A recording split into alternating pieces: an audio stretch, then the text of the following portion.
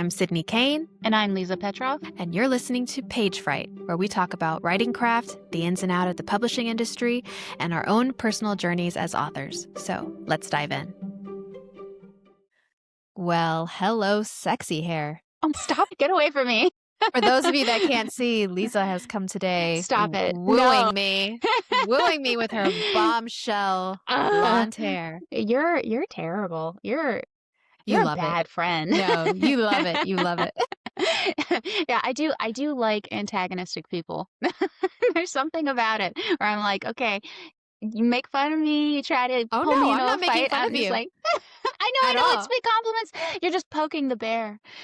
Anyway, okay. Well, thank you for the compliment. I don't know how to take compliments if you guys can't tell. For all our It was listeners really out nice of you. there, it's just Oh God, thanks. stop it. It's true. It is. Just say thank you and move on. Mm-hmm. Don't turn into a sweaty, terrible, fast-talking mess like I do. Mm-hmm. Anyway. It adds to your charm. Okay, so as you all know, me and Sydney are part of a, beta reader group. We submit to each other every month. And I've finally broken into the whole next act of my book for Sydney. And I finished one act. She's just finished it. And now I'm like going into the next one. And I actually haven't done any editing for it yet. So I just looked at the chapter I'm going to submit to you yesterday. And I was like, well, this is a complete teardown and remodel. Like, I was just like, oh. So I spent the morning going through it, going like, where did I want to go with this chapter? What were the main points? And it was actually really fun. I did a little bit of the kind of work that you were recommending in a previous episode about how to tailor down your work for overwriters. So I was basically I went through, I labeled all the different sections that I had of different things happening, and I boiled them down to their essential elements. To their bones? Yeah, to their bones. And I basically went, okay, so what can I get rid of here? But also, what is not just the goal of the chapter, but what is like the internal rhythm of the chapter? Because like every chapter is a story in itself, where it has a beginning, middle, and end. It has a climax. It has a point. It's not just a section of scenes that taper off into wherever the next chapter. I want each chapter that I write to have some sort of poignancy, So I started doing that with your kind of skeletal writing, and it made it very easy to organize it in my head and basically go, okay, so I'm punching here, here, here. Here's the rhythm. This is what I want to do. This is what I want to see. It felt really good. So That's I finished awesome. that.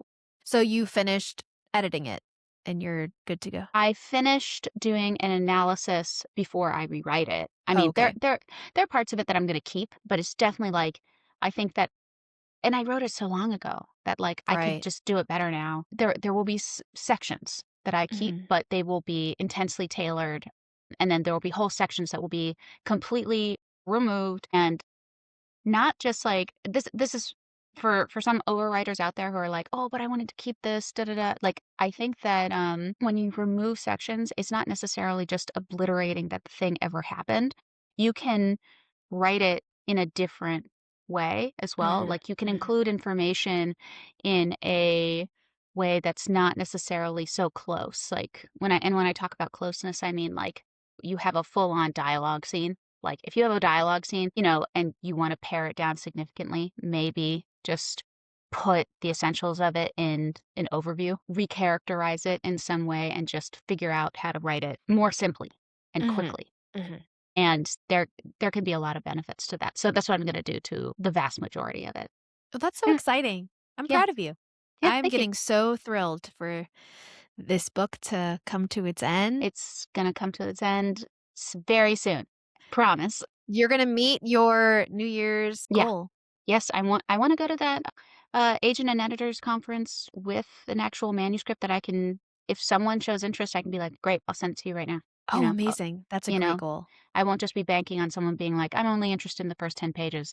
I'll because I did get a request for a full manuscript, and I was like, well, that's not gonna materialize. I remember that. I remember that was so exciting when you got that request. It was so exciting, and yet I couldn't live up to it, and it made me so sad. So I'm determined this year to go and have something real to deliver. Okay, I'm so Yeah, excited. I gotta sign up for that. So yeah. don't let me forget, please. I know. I also have to sign up for it. I didn't do it. And we have a wonderful friend who sent us an early bird Oh my ticket that was God. like I had know. discounts and everything. And She's so good. And we're both just like, I don't know. thank There's no you, but I'm gonna excuse. pay more. I know. We'd rather pay more and just be procrastinators. I don't know what's wrong Sucks. with us. Well, anyway, let's move on to our next segment. Wait, Yes. what? Yeah. Where we don't answer the hard questions, we just talk about them. Yeah. So, today we wanted to talk about, is there such thing as original thought?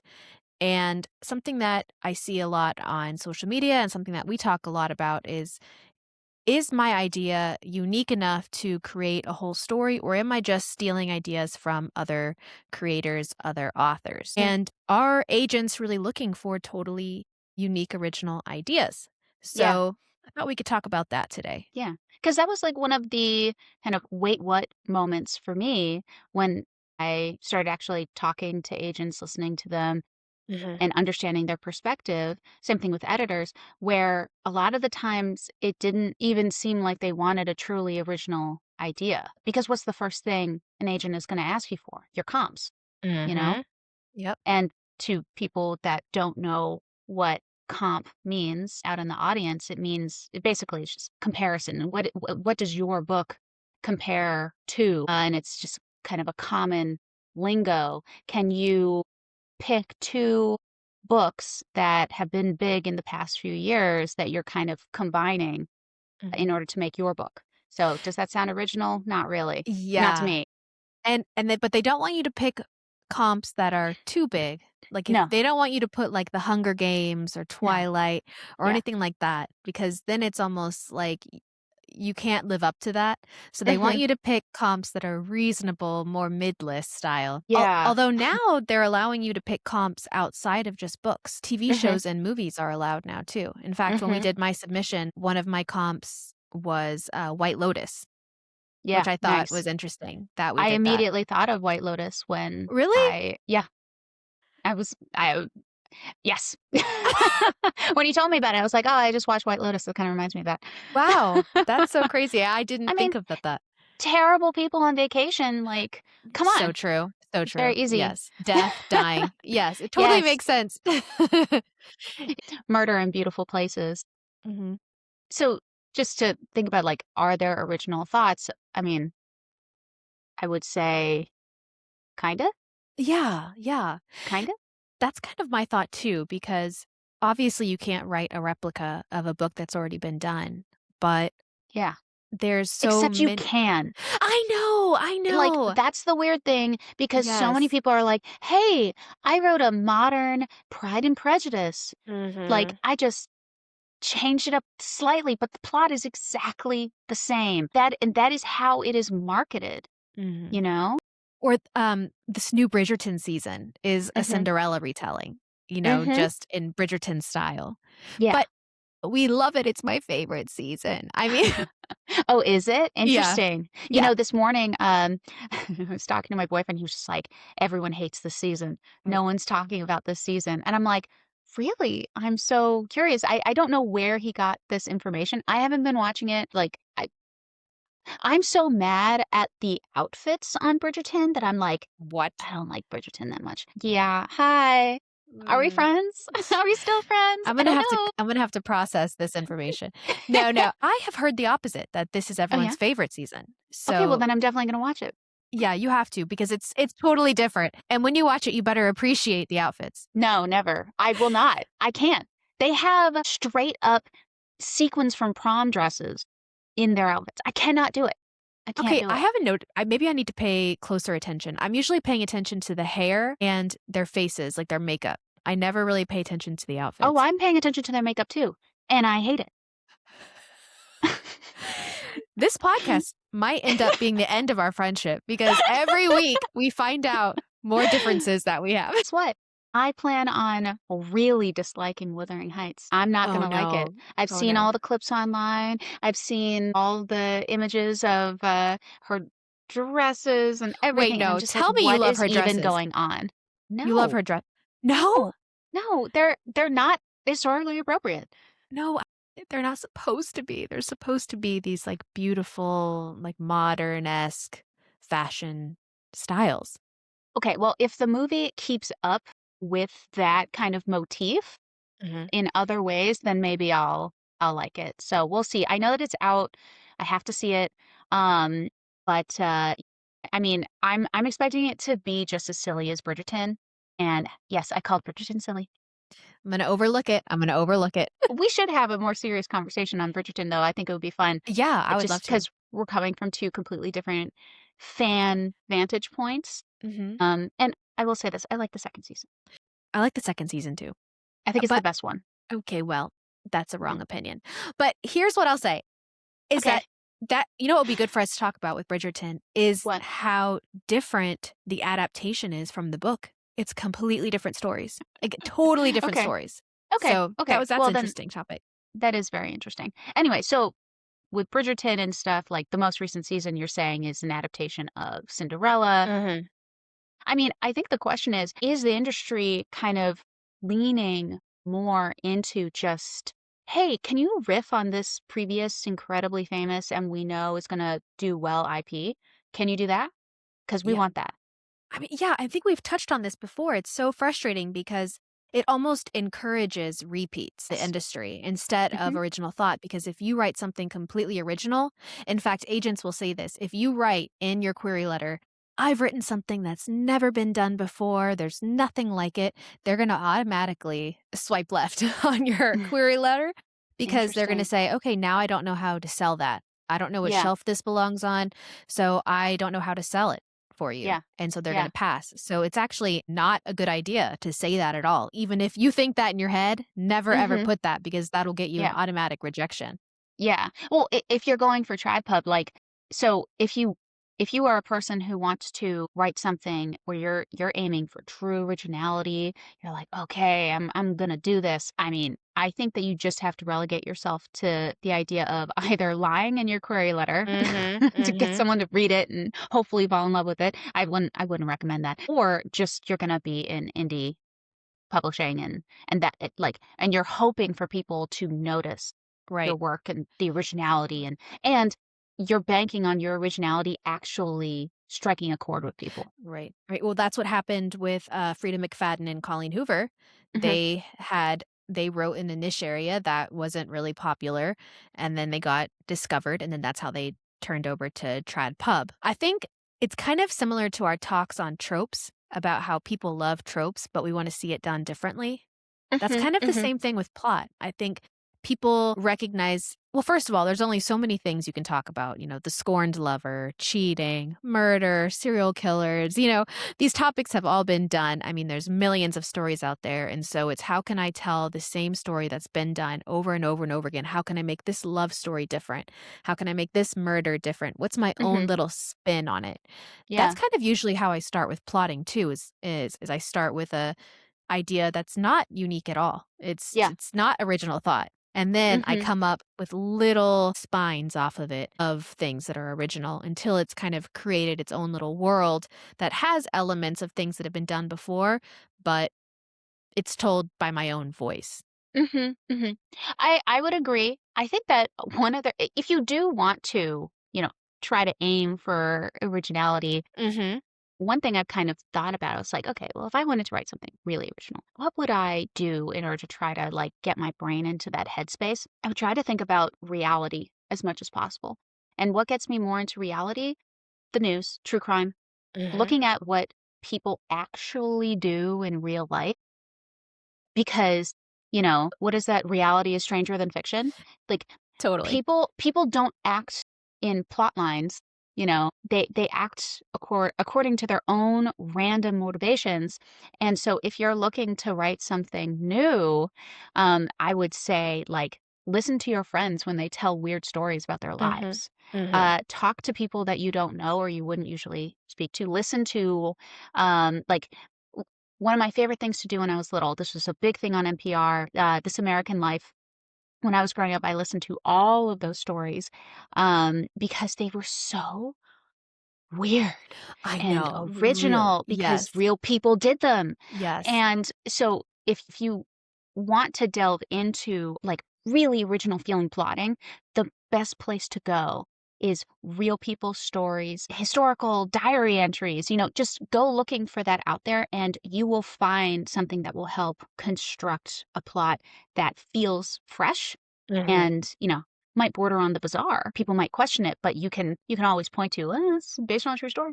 Yeah. Well, and it doesn't always need to be, based in reality. I mean, mine is No. a contemporary book, but it's not really based in reality. I mean, half the things that happen in my book could not happen in real life, but it's based on the real feelings I had at the time, based loosely on real events. Well, not really, Yeah. just like a real scenario where Yeah. I wanted to explore this like dark side of marriage and love Mhm. and how they can toe the line between hatred and passion and what would that Mhm. look like if I took it to its extreme. And so Yes. I think we're saying the same thing, just approaching it from 2 different directions, like take an ordinary thing and Yeah. then come up with a story from there. Yes. Yeah. I mean, I think that you can absolutely do that. I'm saying that sometimes when you see ordinary things, they can be absolutely freaking extraordinary and bizarre, Yeah, and you can totally. just kind of lift that Yes. idea because someone else didn't come up with it. Someone else did it. So, Mhm. like that's kind of why I like historical writing as well because some of the things that I write about in my book, they are based on things that I actually read about happening in newspapers and like from the time, historical autobiographies from these people that lived then. Like I want to include that kind of stuff in my book and that adds an originality. It's not Definitely. that I came up with it, but I did find it and want to weave it in to this narrative that I've constructed. And you've done a wonderful job. It's Mm. very exciting. Your book actually does feel very original in a lot of ways. Aw, thank you. Well, I mean, your plot also sounds original. I actually don't know many books that are about couples trying to kill each other on vacation, but that might just be me. Like, did you have what were your other comps? So you had White Lotus. Yeah, I think when I first submitted it, like, I don't even know, like 2 years ago, I did Mr. and Mrs. Smith because Nice. and Wait, do they try to kill each other? I never saw the movie. oh, yeah, they're both spies. They don't know each other Yeah, are yeah, yeah. spies, and then Yeah. they get told to kill each other. So they're Okay, okay. secretly trying to kill each other. Yeah, that's really fun. That one, and then God, I don't remember what my other comp was. I think it was The Wife Between Us, What was but that? The that Wife one Between Us. is a Sarah Pekkanen and Greer Hendricks book they Mhm. co-wrote together, Oh, and nice. I read it so many years ago, I don't remember it totally now, but it's this theme of, like, marital disruption and thinking that he's with another woman and psychological thriller type of Yeah. situation. Interesting. Well, yeah, so I think that we've covered this pretty much. I think it's an interesting facet of the industry. Mhm. It puts writers into a funny position because writers are super creative people that do want to do original work. Although I would say that some writers are just like, give me an IP that I can completely lift and I'll just produce something. I'll Yeah. put something out there. But I know that there are just so many people that want to write something original and they're kind of like they're a little taken aback by the whole comp Yeah. discussion. Yeah. It is a very jarring thing for you to be told to write a story that's original and then be like, "Okay, now what else? What else is What's it just like similar it? to?" Yeah. You know what I'm really sick of is the dark shadowed man who has the mysterious personality, the shadows coming out, wrapping around. I mean, it's been so overdone The now. shadow daddy or whatever they're Yes, calling them? shadow daddies. I'm a little over the shadow daddy. I wanna see Mhm, something different now. mhm. You wanna see someone look, this is the way that I view it. The Winter Olympics is going on, and when I looked at all of those ice skaters, the male ice skaters, I was just like, "They're just like shadow daddies." Like, they all have to wear black. Like, they're Yes. sparkly, like all these fae guys in the fairy porn or whatever, like you know, they're magical, but you Mhm. have to make the magic masculine in some way, Yes, but yes, masculine yet appealing to women. So women are like, give me these like flowing shadows and yes. I want shadow magic. I want dark magic. It just makes me think of male figure skaters. Like I was thinking the same thing when I was watching it. That's hilarious. black sparkles. But we need something new now. I need something else to grab my attention. So, Okay, how about a Viking? I don't know. I'll think about it. I bet you will. I'm certain that you will. Oh my god. I'm keeping that in, because I think I'm editing this week. No, you're not. I Oh, no! Damn it. Okay. Well, anyway, am. let's move on to our, God, our main act, fandom culture. I'm really excited to talk about this Me too. because, A, I am not famous, so I can say whatever I want. Well, me too. I but I am very interested in things like audience capture and something that you said, in a previous episode, it was, where you call it, like, feed your fans. Mhm. Just what the pressures are for writers nowadays because writers are, you know, entertainers. They are public figures. They put out media that people do become hopefully. We kind of hope that people will become obsessed with their stuff. We put Mhm. so much work and so much soul and effort and love into our stories that we hope people will feel passionate about them.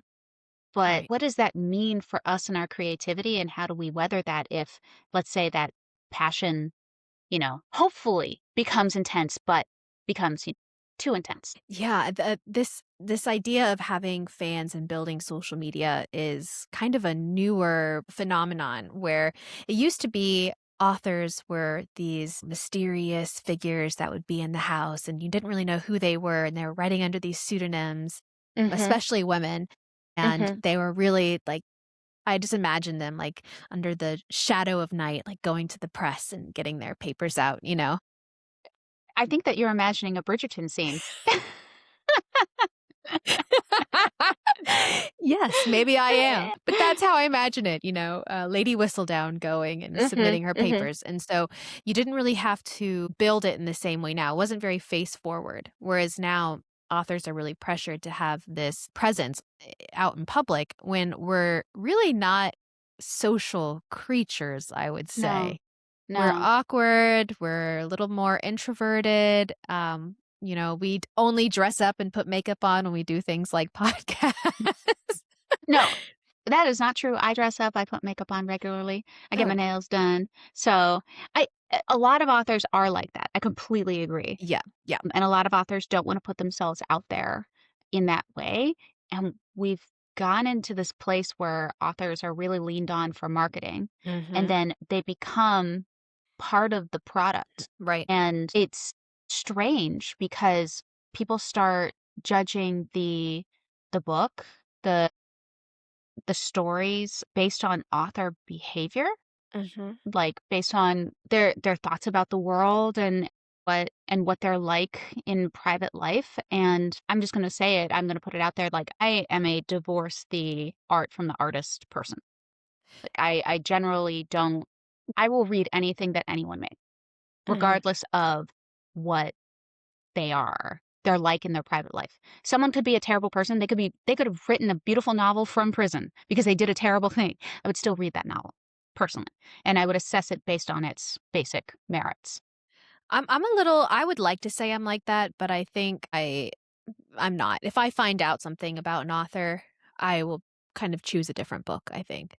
What I'm I found curious, so, I'm just curious about that because, I completely respect that decision from a lot of my friends feel that way too. It's interesting to me because I wonder, like, do you think that it's because there's this feeling of you're giving something they don't deserve, like, by reading the book? yeah, and it almost feels like they're infiltrating me because Okay.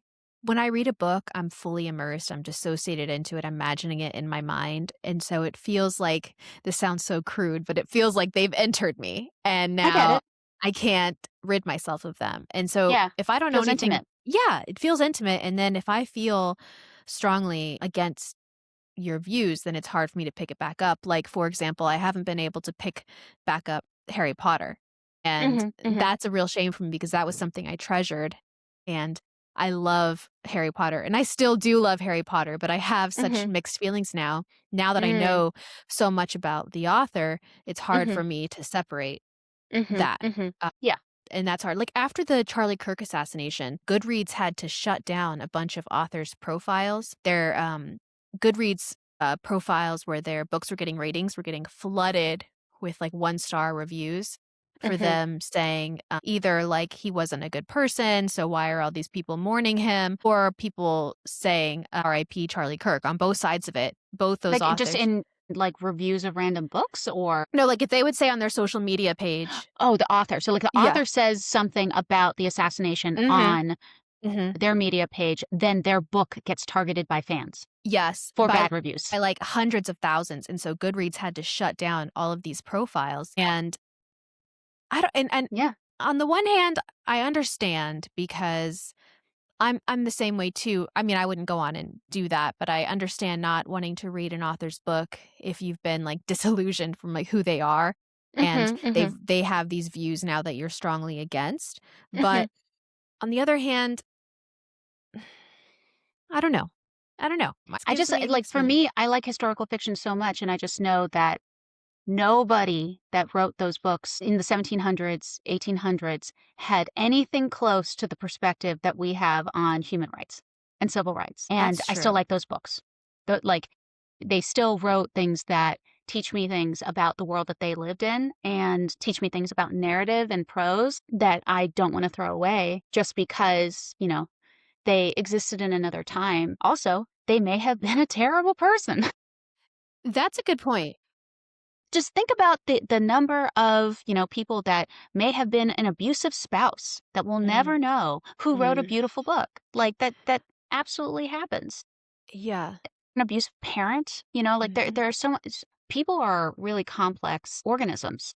We have tons of faults and misconceptions, and sometimes they express themselves really interestingly in work too. Where, like, you read something by somebody. I wish I could come up with an example where I'm like, I fully. I mean, again, like, I brought this up in a previous podcast, but that book Flatland, that guy is definitely a hardcore sexist. Yeah. When he literally made his male characters multidimensional and his female characters one-dimensional and mad, like, he had thoughts that he put on the Right. page, but Right. he also had an a really awesome sci-fi concept that he got across that I was like, "Well, I don't wanna miss this," you know? So Yeah. and I also am like, "Okay, well, what are your thoughts on this?" Like, I think they're dumb, but I'll interact with you, you know? I think that's a good perspective to have. I like how open-minded you are and how you won't condemn the art. I think that's admirable. And when I'm thinking of, like, historical pieces, that is true, like, I don't mind reading those as much, even if the Mhm, person was horrible or we don't know, they could be horrible, because it feels very separated, like, they're not mhm. alive anymore, their voice isn't Yeah, maybe getting a lot of spotlight or attention, and it is teaching you something. But yeah. it almost feels like if you read a book by an author who has really damaging views from your own perspective, it almost feels like you're supporting those views, Mhm, mhm. and I can see Or how. rewarding them Yeah, despite having them, or rewarding them despite, like, functioning in a specific way. Because it doesn't all just come down to someone's political or life views. It sometimes just comes down to their personal behavior, right. like, they might just do things in their life that you really disagree with. And I that's mean, the it yeah. downside of being pushed to have these voices, there's gonna be Mhm. people that watch this podcast and be like, "God, like, I Yeah. hate Sydney, she is so annoying, I'm not gonna read any of her books," you know? Like, It'll be the same thing for me, yeah, I that's gonna agree. happen, and that's because we're more face forward now. We have to put our Mhm. voices out there, and we're gonna rub people the wrong way, Well and that's gonna influence them reading my book. Well, so here's the question though, or at least one of the questions when it comes to fan culture, stan culture, all that kind of stuff that's rising up in the publishing industry. Does that change the way that you are creative? Is that going to change the type of books that you want to write? So let's say you get a hit, like a real hit, Sydney, Mhm. and people start, recognizing you, and the people are really intense about leaving reviews, really, really like your work. Do you worry about ever being boxed in creatively by their expectations? I don't worry about being boxed in. because I already know I want to write in a bunch of different genres and I have a bunch of different ideas. So when it comes to that, I don't see that influencing me. I know that novellas are becoming more popular, so I could see Mhm. me feeding the fans, as you say, just like doing some novellas, mostly because I think that would be fun, like a fun Mhm. side project and make me feel like I'm making progress when it's taking me a year or two to write a book, It might be a Yeah. nice little appetizer for me too. What I worry about more is if something I write makes people mad and then I have a bunch of voices in my head of like, if I write this, people are going to be mad or they're going to have a lot to say about it. And I don't want fear to take over where, oh, if I write this, I'm going to lose fans, or if I write this Mhm. and I'm going to lose sales. So I think my relationship with social media would change. I don't think I Yeah. would be on there as much. I might outsource that to someone to manage my social media because I don't think it'll be healthy for me to have other people's voices in my head. Yeah. Yeah. I get that. I mean, I struggled for years with other people's voices in my head, and one of the things that I've settled on is like what are my actual true legitimate worries about putting my work out publicly? And really it's just okay, if it comes to physical safety, I'm worried about that. If it Mhm, comes to losing money and opportunities, I'm worried about that. But everything else, I'm trying to I view it as a wave, like, I'm trying to ride the wave of people's either like of me or hatred of me, mhm, because I think that it'll all come in one. I think that people will say terrible things about you and your work no matter what. mhm. I think that it's par for the course. Mhm. Well, and I do think there's a mob mindset. So once Mhm. you start getting like hundreds of negativity, then it's almost like a this like snowball where it just gets worse and worse and worse and it just Mhm. feeds on itself like it becomes it's a living thing all on its own. Yeah. And it's hard. I mean, no, there's only so much one person can stand, So I don't think if you're trying to be on social media and this wave of negativity comes in and you're still trying to be active on social media, I think that would be hard for anyone to have to sit there and read through all these thousands of I mean, comments. people have hurt themselves. Mhm. And, like, it's led to some real tragedies.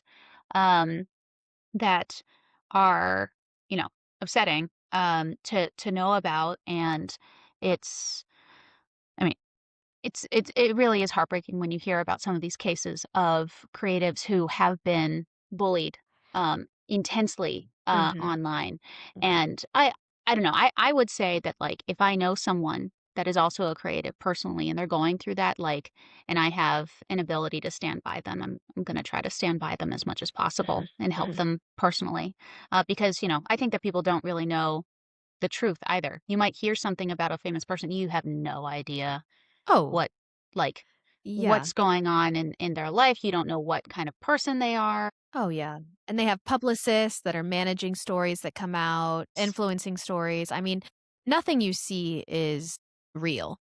Yeah, yeah, nothing with celebrities, nothing with people's public faces is real. I would say just stop being a fan entirely. Like, I hate stan culture. I like certain books, I like certain authors. I think if I had a chance to meet certain authors, I know the questions that I would ask them, but, like, also, if I saw them in a restaurant, I wouldn't go up to them. Mhm. That's just Mhm. that's my personal, like, opinion on that. And people can disagree with me though, you know? I am a little bit of a fan. Like, if I Mhm, saw Stephen King, I would mhm. be like, I mean, I'd "Oh." be giddy. I would be like, "Oh my god, I want to peel back your skin and get inside your brain." Well, maybe he'd like you saying that actually. I I just don't wanna know. tell me everything. I wanna know it all. He'd be like, "Ooh, that's a good story idea." So before we got on, I looked up some interesting things about stan culture, and I wanted to know whether you have actually heard of any of these kind of sayings or phenomenas. Like, I had no idea that this was something that was going on. Okay. Have you heard of the hate train phenomenon? Well, okay, no, I haven't.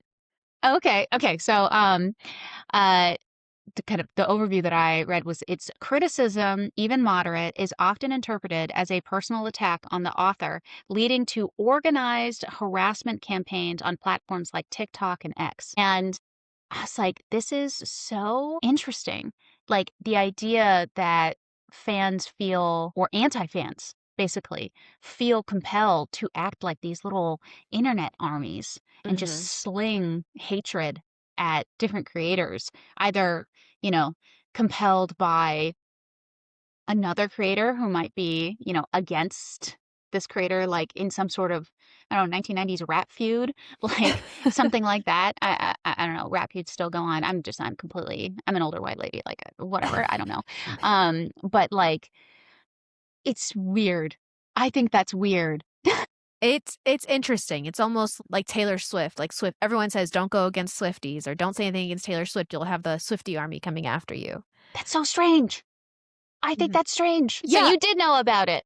yeah. Well, I wanted to let you give your definition. You can't trust anything, guys. Nothing is real, including this podcast. Keep going. Um, yeah, I think it's weird too, but I'm so used to seeing it now, it's become just something that's common. When you sit But back do you and think it's right? Do you think it's fair? who's to say what's right and fair anymore? I think with fan culture, you have to deal with both sides of the coin. On the one side, there's the beautiful parts that come with it. You connect with your fans, you get to build your audience, you get to share your own voice. There's a lot of beautiful things that come with it. But then on the other side of it, there's a lot of consequences. There's a bunch of people that feel like they know you personally and they Mhm, either hate you or love you and feel the need to destroy you or protect you. mhm, You forced to be censored a little bit. You're forced to hear other people's thoughts about you that you were never meant to hear as a creative or as a person. And so that is both the beautiful and ugly thing about mhm. fandom. Yeah. I I I see it. I get it. I'm certain that it's like it's always existed to a certain extent. Just now with the internet, you have so much less privacy, which is I think that's interesting to me. I know an author who regrets putting her real name out there. Mm, She's just like, if I can recommend one thing to you, pen name. Like if you get published, if you get an agent and you're gonna go the trad pub route, yeah, make up a name.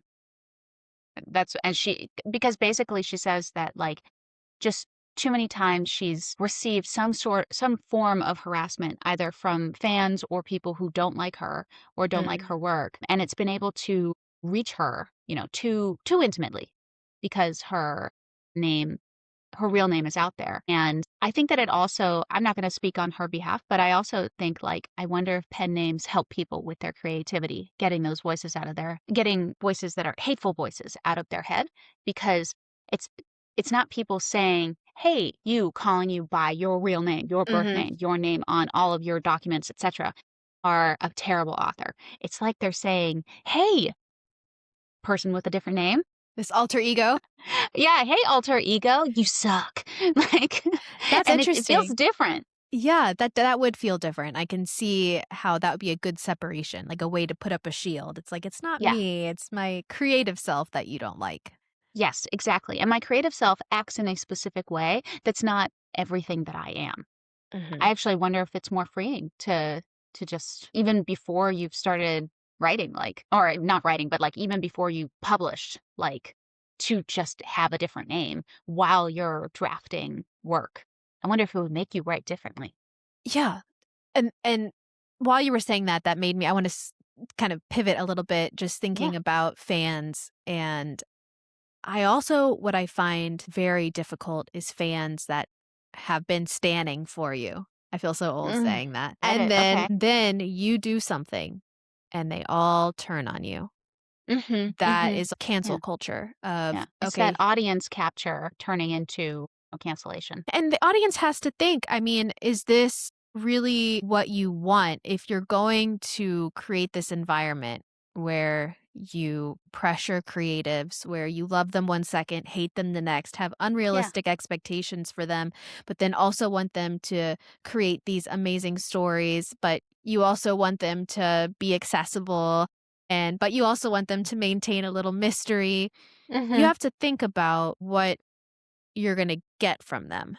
I mean, you're Yeah. gonna get a lot of formulaic books that are repeating what's been done before because they wanna please you, and you're not gonna really give them space to explore. You're gonna make them shut down more, maybe withdraw. It's Mm. kind of like you catch a butterfly in your hand and then you squeeze it, you know? So Yeah, it's true, it's true. I mean, it leads to this question of, can you be a creator nowadays and go unknown, be a hermit? Is that possible? Do you think it's like, if you want that, are you asking to tank your career? I just saw an interview with Jacob Elordi, and he was saying that he has no relationship with social media because he Mhm, doesn't think mhm, it's healthy, and mhm, he's doing really well.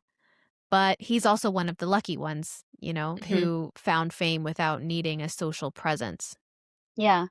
Um, do you think that if you were to gain some sort of presence and success that you would kind of go away from the social media side of things? I I probably wouldn't be so involved on my social media. I would probably still do stories and funny videos, but I would not manage comments. I would not Mhm. manage my DMs. I wouldn't look at other creators' comments about me. It would be more of I'm kind of how we are now, talking at the camera, but I'm Mhm. not consuming anything back. Mhm. What about Mhm. you?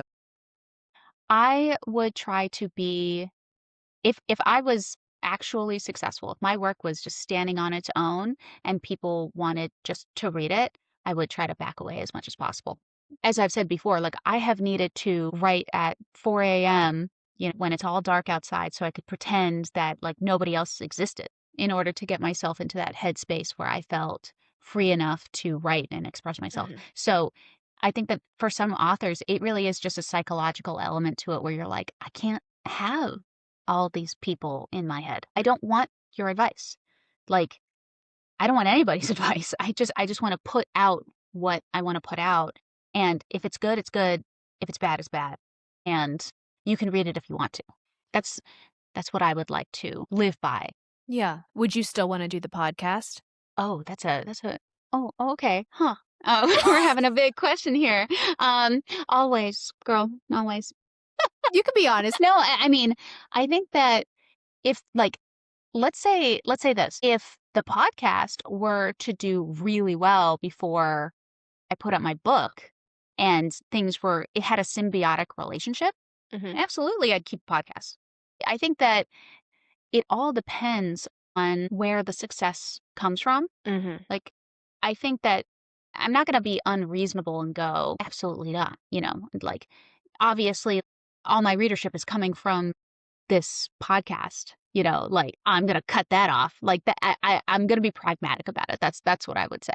But if it was the other way around, where it's just basically like any sort of media presence is just a plus. I mean, I've seen some scary things happen with friends online and, it's just you gotta be careful, right? Yeah. What about you?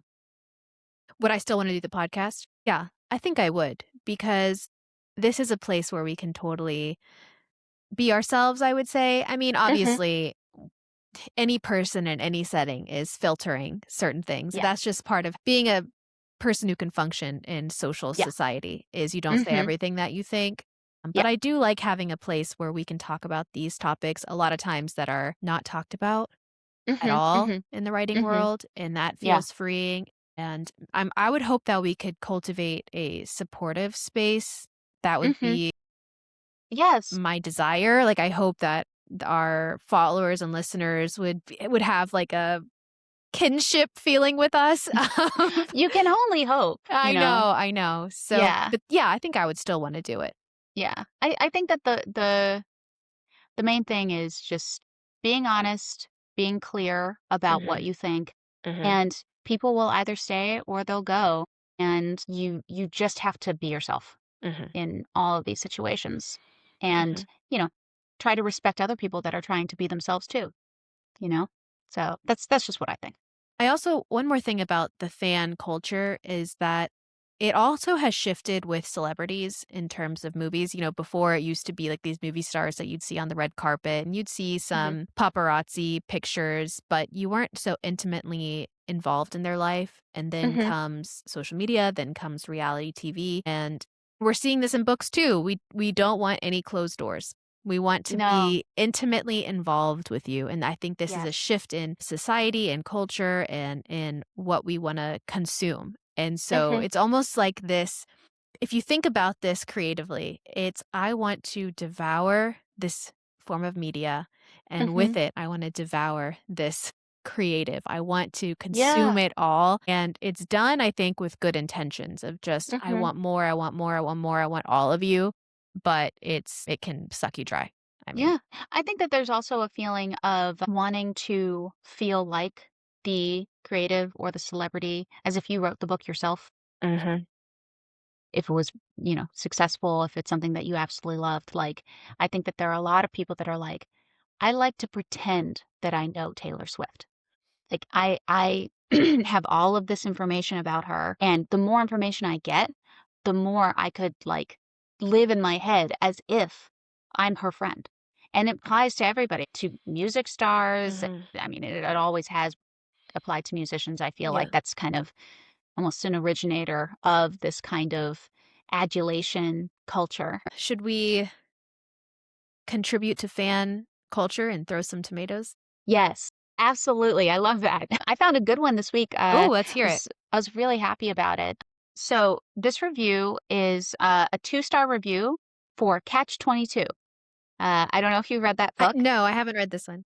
It's a great book. It's a classic about basically just insanity and catch 22 situation Hmm. where it's just like there is no answer to this problem and you are in a situation that is literally by definition like satirically, comically, infuriatingly insane. So, okay, the title is Overwrought, No Plot, Too Many Absurdities. Albeit cleverly written at times and occasionally funny, the author spends way too much time penning long, drawn out sentences trying to go out of his way to be absurdist. Dot, dot, dot. Yet, it comes off as overwrought and self indulgent. We don't need entire paragraphs dedicated to how clever you think you are. Give us some plot. Give us some more dialogue between the characters. Make your prose a bit more digestible. But hey, everyone else thinks it's a classic. Not. This is another example of an overhyped book by the media that everyone feels compelled to endorse. Kind of like a celebrity that is a horrible actor. This book reminds me of Mark Twain's Huck Finn. Oh, yeah, shot at Mark Twain. I forgot about that one. Just an endless barrage of needless prose rather than focusing on plot points and character development that is shown, not told. Yikes. Yes. And I really liked how this review kind of encapsulated a lot of writer fears for me. Like oh man, they accused Joseph Heller of telling and not showing. It's one of those things where they're saying that like his prose are basically purple and goes nowhere and there's nothing digestible in it and again boring, it's that kind of accusation. And I'm just like I think that it just wasn't the book for you. I Yeah. don't think that your your accusations here are well supported by fact.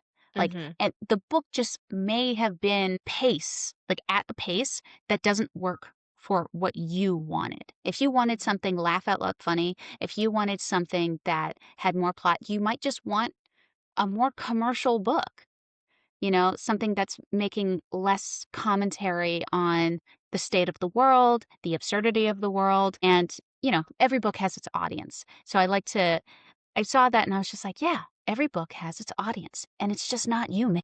Like, It's funny that you picked out the show Not Tell nightmare. hmm My hmm nightmare is the accusation of being self-obsessed because the very act of writing a full novel, like 80,000 oh, words, yeah. there's a bit of self-obsession in that. I mean, all Yes. authors could be accused of that. I agree. It's like, do you have the right to be a writer? Yeah. To, just wax poetic about what you think about the world for Mhm. so many words. Like I'm certain that a lot of authors have that fear. Yeah.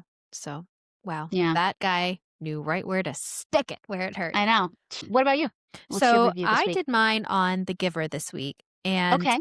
what I I really love that like book. I know, me too, but this person did not. But what I really like about this review is it kind of touches on the topic today of original thought, Okay. and this reviewer did not think The Giver was original, which I thought was pretty shocking, but we'll get to it. So, 1-star review, poorly imagined and poorly written. And this is a like 5, 6 paragraph thing, so I'm going to pare it down. Okay. The world of the giver is curiously blank. How big is the town? What do the streets and houses look like? How far has anyone traveled? If not very far, then why not? What do people think? Why do they submit without protest to the regime? Have they been brainwashed? Are they genetically impaired? None of these questions are answered, not in the middle, not at the end. You are left to wonder why this half baked story was written and why anyone bothers to read it. Were they forced to read it at school? Are they locked up in prison, physically or mentally? I trudged all the way through this book only because someone suggested it to me, and I wanted to be able to give her a fully qualified opinion. Qualified opinion, that's hilarious. There is one small idea in The Giver, which you can see coming long before it is stated explicitly. The idea is not original, nor is it truly subversive. It is the same idea that animates at least one in every 3 sci fi movies.